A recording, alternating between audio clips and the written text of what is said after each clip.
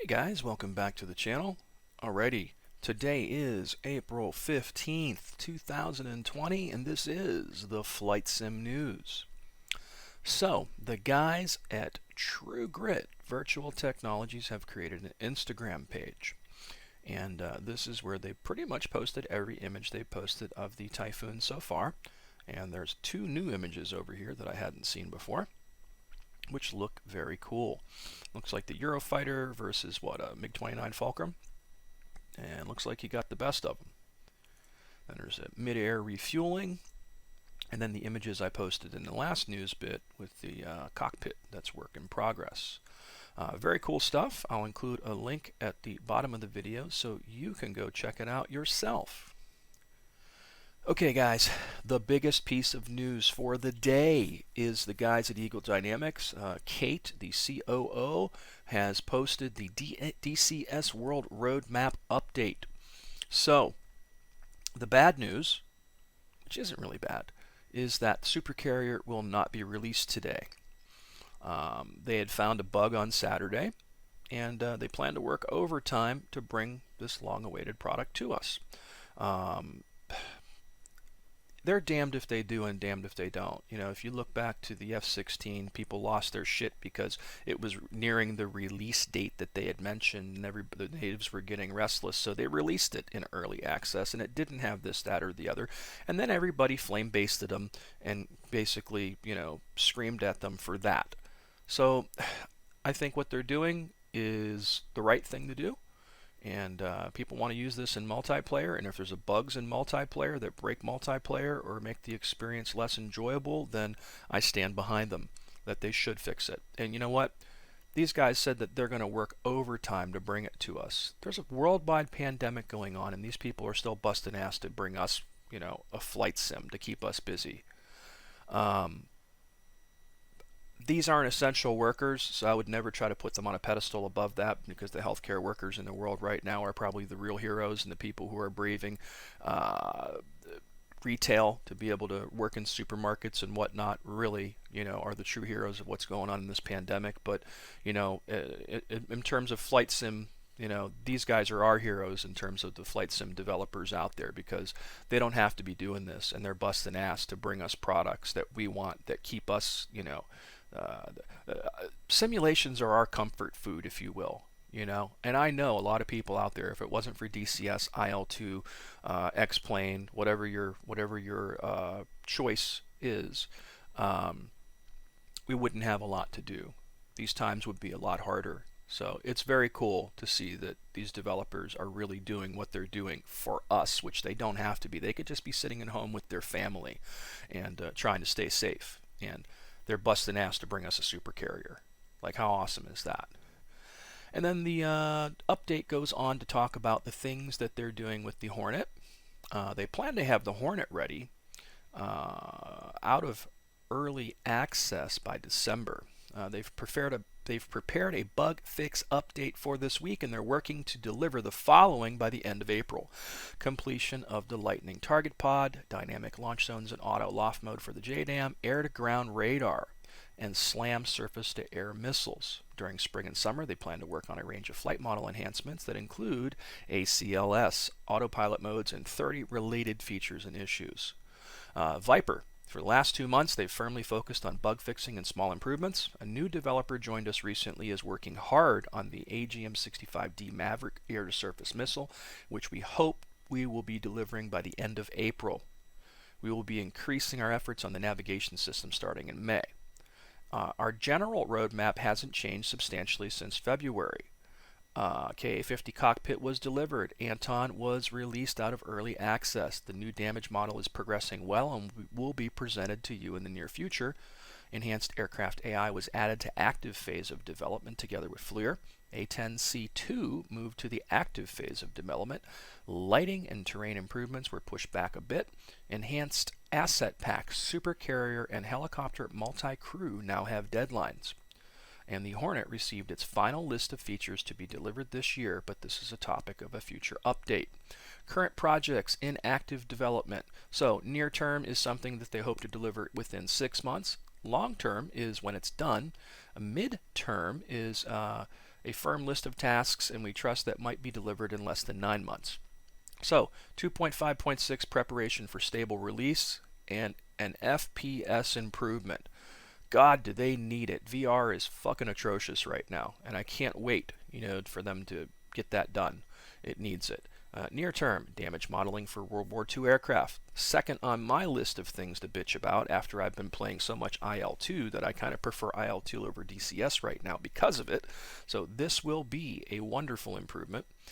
Long-term, weapon improvement. Mid to long, voice check. Long-term, dynamic campaign. Long-term, enhanced aircraft artificial intelligence. DCS graphics engine, special effects update. Near term. Ooh, that sounds promising. The two that I'm looking forward to most are multi-threading and the Vulkan API integration, and sadly those are long-term. New FLIR engine, long-term. And here is the list of stuff that is slated for release by them as of today. April 2020, the World War II Asset Pack update. Awesome. Supercarrier, it says April through May 2020. So today's the 15th. It's not coming out today. It may slip into May based on what they're saying here, but I would rather see them do it right than release it and have everybody lose their shit like they did last time. And, that's awesome. I'm glad to see they're doing the right thing. May 2020, Huey Multi-Crew. That's awesome. That's very close. Q2 2020, P-47D Thunderbolt. That's going to be sick. Q2 to Q3, the channel, which is the, I believe is it a new British map, I think, for World War II stuff, as I recall. Midterm, Mariana Islands. December 2020, the F-18C will be out of early access. Mid to long term, says F-16C Viper. I think what they meant is F-16C Viper out of early access. Midterm, modern air combat. Now, they haven't talked about or shown a damn thing on this in so long that, most people don't even think it's coming. So it's nice that they put it back on the list. Midterm, A-10C Warthog 2. Midterm, Mi-24P Hind. So midterm is promising because that means they're hoping to have that done within 9 months. Projects that are now in the passive development phase. Damage modeling for modern aircraft. Airfield ATC. DCS graphics engine. Terrain lighting. Terrain improvement. Clouds. Weather update. Full air-to-ground radar. And modules that are on the list now are the Yak-52, the Ka-50 Black Shark 3, and the Mosquito. Ooh. And then they go on to say that Ed has 4 items in early access: the Viper, the Hornet, Yak-52, and the World War II Assets Pack. We plan to deliver all products out of early access this year. However, the Viper is likely to be in Q1 2021. We'll keep you updated. Thank you for taking the time to read this, and I look forward to all your comments. Thank you all for your passion and support. So, I think that's awesome news, and I liked how these guys are handling things. What I don't like is all the douchebags that are on Reddit. I know one guy was like, a lot of people seem to be being pretty cool about it, but one guy's like, this isn't being 100% transparent, blah, blah, blah. You could have handled this better because he didn't get his supercarrier. Fuck that guy. It isn't about any one person. I think Ed's doing a fantastic job. And people like that, man, I just wished I could reach through the computer and just punch him in the goddamn face. People like that suck. But you know what? Sad truth is there are people like that everywhere, and you got to deal with them on a daily basis. So, but it's great news. So Supercarrier isn't today, but the roadmap is pretty thorough, and it goes in to tell us a lot about what they're doing. And again, they don't have to be doing this right now. They could be home with their families, staying safe. So thanks, Eagle Dynamics. Thank you, Kate. Thank you, Matt. Thank you, all you guys that are busting ass to give us something that, is pretty much our comfort food throughout all this. I'll include a link to this at the bottom of the video, as usual. So, DCS Simple Radio Standalone, SRS. I don't use this, but I saw this and I thought it was worth mentioning.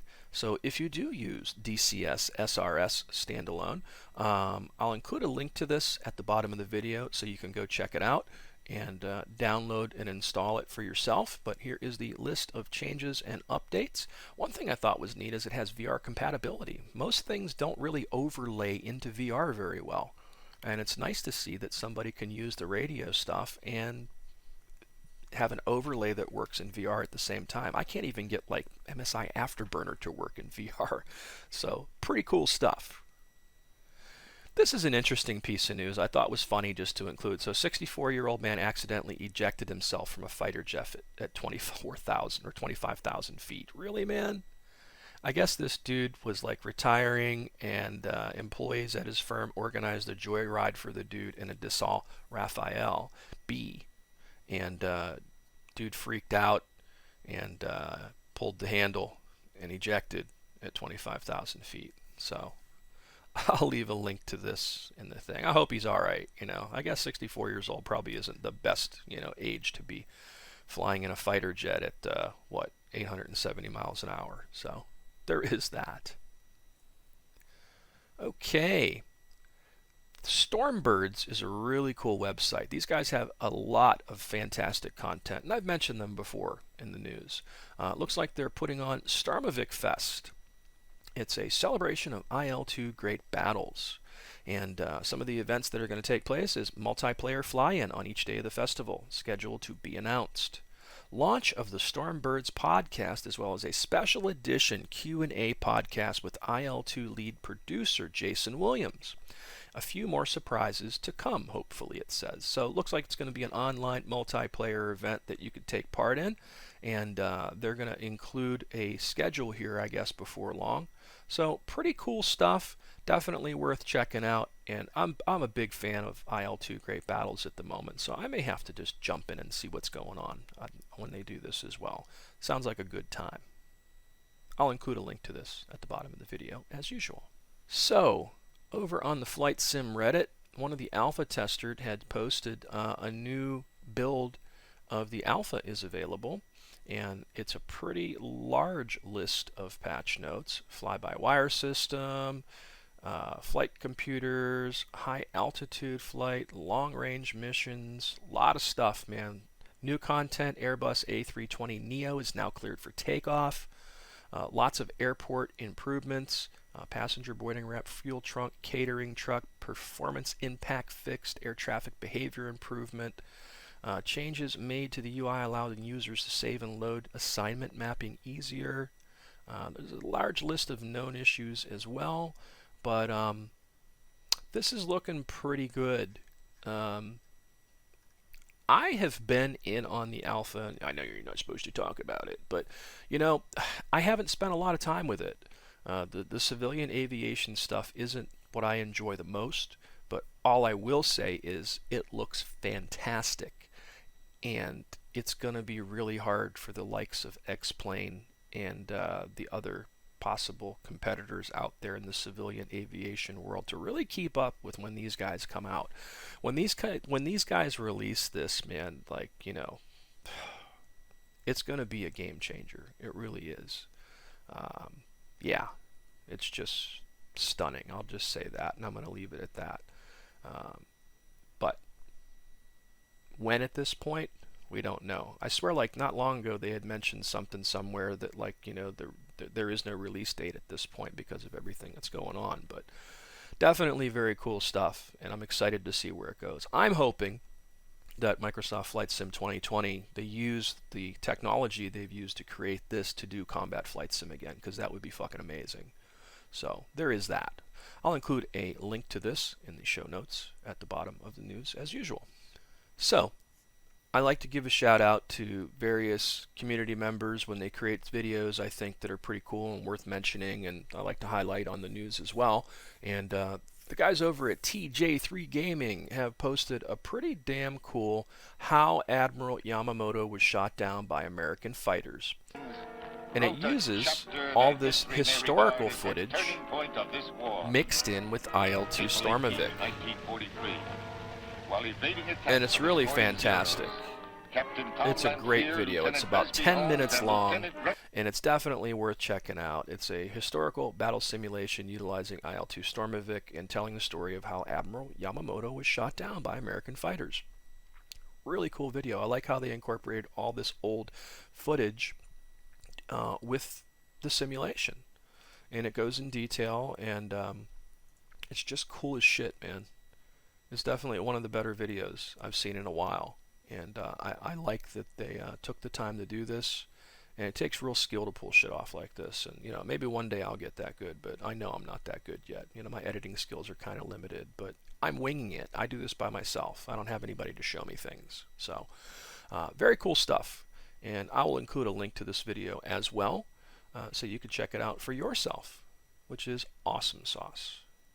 So I think that's it for today.